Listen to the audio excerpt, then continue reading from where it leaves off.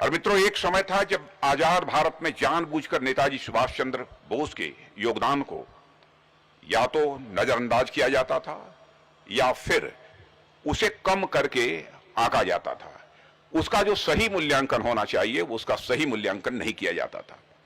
यहां तक उनके बारे में जुड़े तमाम ऐसे दस्तावेज थे जिन्हें जनता के सामने लाने से भी परहेज किया जाता था। मुझे याद है 2014 में जब श्री नरेंद्र मोदी भारत के प्रधानमंत्री बने तो उन्होंने नेताजी सुभाष चंद्र बोस को वह सम्मान फिर से देना प्रारंभ किया जिसके वे हमेशा से सच्चे हकदार रहे हैं।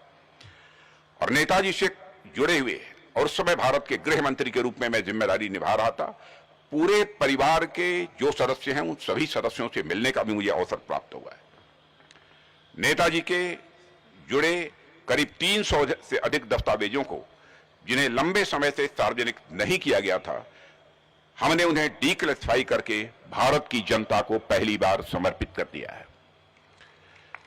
मोदी जी के प्रधानमंत्री बनने के बाद से ही यह प्रयास लगातार चल रहा है कि नेताजी सुभाष चंद्र बोस को उनका जिसके वह हकदार है, जो उनका ड्यू है, जो सम्मान उनको मिलना चाहिए, उनके बारे में जो लोगों को जानकारी होनी चाहिए वह दी जानी चाहिए। यह सभी के द्वारा प्रयत्न किया जाना चाहिए। हर भारतवासी का यह पुनीत कर्तव्य है। ऐसे में कई बार लोगों को लगता है कि आखिर ऐसा क्या है जो हम नेताजी के बारे में नहीं जानते। नेताजी सुभाष चंद्र बोस को अधिकांश भारतीय एक प्रखर स्वतंत्रता संग्राम सेनानी, आजाद हिंद फौज के सुप्रीम कमांडर और भारत की आजादी के लिए अनेक कष्ट सहने वाले क्रांतिकारी के रूप में जानते हैं, मगर बहुत कम लोग उन्हें अखंड और अविभाजित भारत के पहले प्रधानमंत्री के रूप में उन्हें देखते हैं। ऐसी संख्या बहुत ही कम है।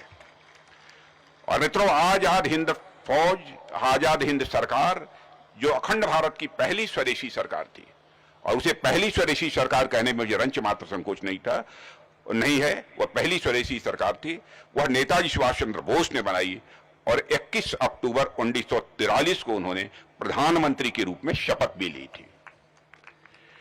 साथियों, आजाद हिंद सरकार कोई प्रतीकात्मक सरकार नहीं थी, बल्कि नेताजी के नेतृत्व में इस सरकार द्वारा जीवन के हर महत्वपूर्ण क्षेत्र से जुड़ी योजनाओं पर विचार दिए गए थे।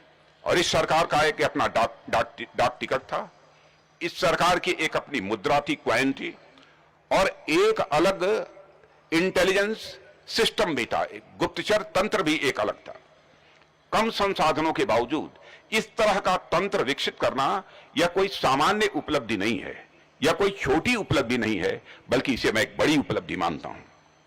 और ये सारे प्रयास वे एक ऐसे महाशक्ति के खिलाफ कर रहे थे जिसके बारे में कहा गया था कि उसके शासन में कभी सूरज नहीं डूबता था।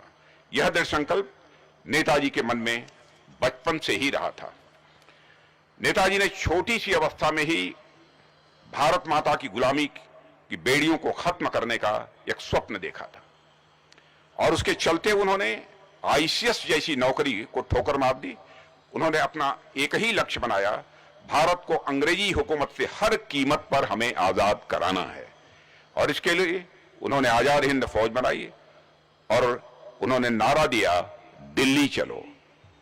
कल्पना कीजिए कि आज हम जब भारत के प्रधानमंत्रियों की लाल किले पर तिरंगा फहराते देखते हैं तो वह क्षण कितना बड़ा महत्व रखता है, क्योंकि यही नेताजी का सपना था और इस सपने को साकार करने के लिए उन्होंने क्या कुछ नहीं कर डाला।